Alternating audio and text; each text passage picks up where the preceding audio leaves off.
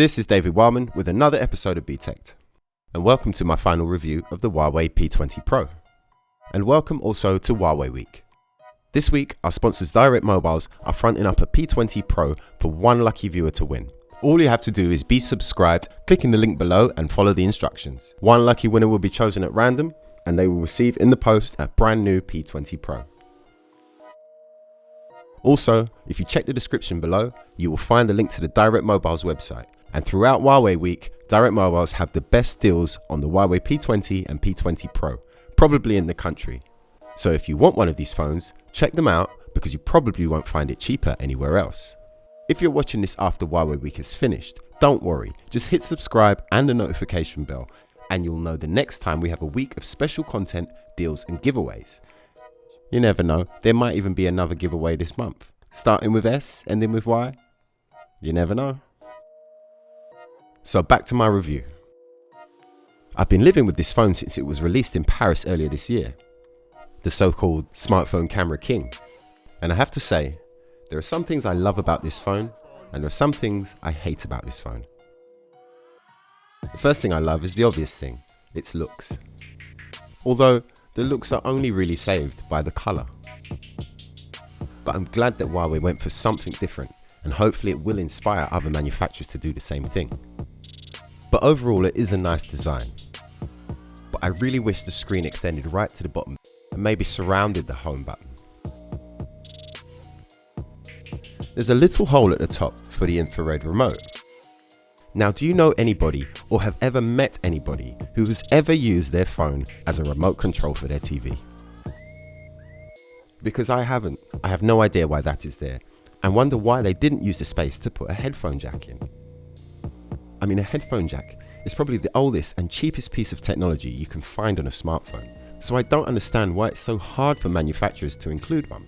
But at least Huawei were kind enough to include the USB-C connector, so it's not the end of the world. The screen is decent, nice and large, and very bright, with Full HD Plus resolution at 2240 by 1080, and has this little notch at the top. Now, I don't mind a notch, I quite like it on the iPhone X, but I am a little baffled as to why the notch is even there, when there's a decent sized bezel at the bottom of the screen. But if you really don't like the notch that much, you have the option to hide it by putting this black bar at the top of the screen. I do actually enjoy using the navigation button. It can be set up in several different ways. The default setting is off-screen navigation, which uses the physical button which is mounted down in the bezel. You also have on-screen navigation, which creates a virtual bar on the screen similar to the iPhone X. Or there's virtual navigation, which places 3 buttons on the screen, like most Android phones. I prefer the off-screen navigation button. It's not a physical button, but a touchpad, but does give feedback to your finger when you press it. The biometric scanners on this phone are excellent. The fingerprint scanner is lightning quick, as is the face recognition. In fact, I haven't seen faster facial recognition on a phone. Although once or twice I've noticed it's unlocked without it actually facing me. But you forgive it that, because it's just so quick. Pick up your phone, look at it, and it unlocks. That's what you want. And in the rare occasion that does fail, just tap it with your thumb and it will open. It's a great system, and really adds to the day-to-day usability. Another great thing about this phone is the battery life.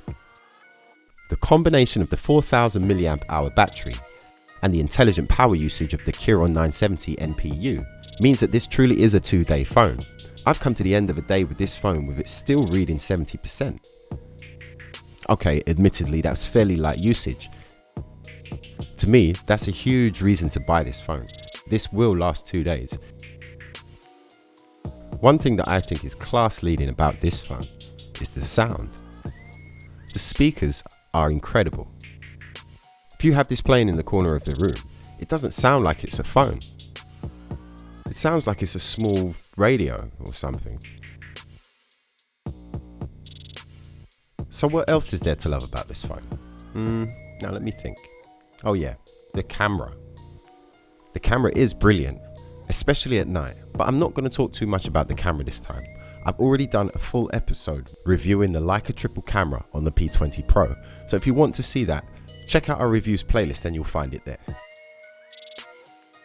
So the P20 Pro does a lot of things right, but there are some things that I really dislike about this phone. First thing is weirdly one of the things that I love about it as well, and that's the glass back. Yeah, it looks great. The fingerprints are a problem, but it's not just the fingerprints. This thing is so slippery. If you place it on a surface and that surface is not perfectly level, the phone will go for a wander. Mine's hit the floor twice thanks to this feature. So if you do get this phone, the first thing you should be doing with it is putting it in a case. When you're talking on the phone and resting your fingers on the back of the device, you can really feel the speaker vibration on your fingertips, and it's actually quite distracting, and after a while becomes annoying. It's a really odd problem to have, and could just be a consequence of the fantastic speakers inside the P20 Pro. Also, the vibrations when you're typing are way too strong, and again, distracting. Another slightly odd thing about the P20 Pro is that every now and again you'll be typing, and then all of a sudden you'll draw a magic box with your finger. I have no idea why it does it or how it does it, but it happens all the time, and it's really annoying, to say the least. Maybe there's some way to switch it off, but I haven't found it yet. I think it's one of the knuckle gestures, but whenever I try with my knuckle it doesn't work. It only seems to happen randomly when you swipe. But all in all, this is a great device. Alright, I've nitpicked at certain things about it, but these are things that would bother you day to day. So they're important, even though they may seem small. But generally, this phone is very fast, has excellent hardware, it looks good, and has one of the best cameras available on a smartphone today. So it has a lot going for it, and it's actually one of the more interesting releases we've had for a while. So that's it from me. Don't forget to subscribe and leave a comment to be in with a chance of winning the P20 Pro. Leave a like or a dislike, and I'll see you next time.